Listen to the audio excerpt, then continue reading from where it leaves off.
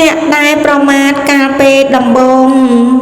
ក្រោយកែប្រយោងពុំនៅកន្តើយដោយមិនប្រមាថមិនប្រហែសឡើយយងឈានរកត្រើយលះគ្រឿងស្មោកគ្រងគឺជននោះហើយព្រមដោយតម្រាស់តែងធ្វើលោកនេះឲ្យភ្លឺពន្លកប្រៀបដូចព្រះច័ន្ទផុតពីពពកចាំងបំភ្លឺលោកឲ្យភ្លឺចិញ្ចែងជនអបញ្ញាដឹងថាខ្លួនល្ងងខិតខំលះបង់មានអ្នកខ្លួនឯងស្ដាប់ពាក្យទូមានបណ្ឌិតថ្លាថ្លែងបុគ្គលនោះឯងរមែងថ្កើនថ្កានរាជជនមានប្រាជ្ញអង្គអាចភ្លេចខ្លួនធ្វើចេះហួក្បួនអាងខ្លួនប្រាជ្ញបានចុងក្រោយយូរឆាប់យ៉ាប់លំបាក់ប្រានធ្លាក់ចុះពំខានស្មានខ្ពស់ហួហេតុដោយឧបាសកកុយសុធន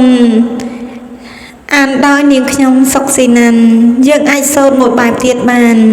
អ្នកដែលប្រមាថកាលពេលដំបងក្រោយកែប្រយោងពុំនៅកន្តើយដោយមិនប្រមាថមិនប្រហែងឡើយយងឈានរកត្រើយលះគ្រឿងស្មោកក្រងគឺជននោះហើយព្រមដោយដំរាំងតែងធ្វើលោកនឹងឲ្យភ្លឺពន្លកប្រៀបដូចព្រះច័ន្ទផុនពីពពកចាំងបំភ្លឺលោកឲ្យភ្លឺចេញចែងជនអបញ្ញាដឹងថាខ្លួនល្ងងខិនខំលះបង់មានអ្នកខ្លួនឯង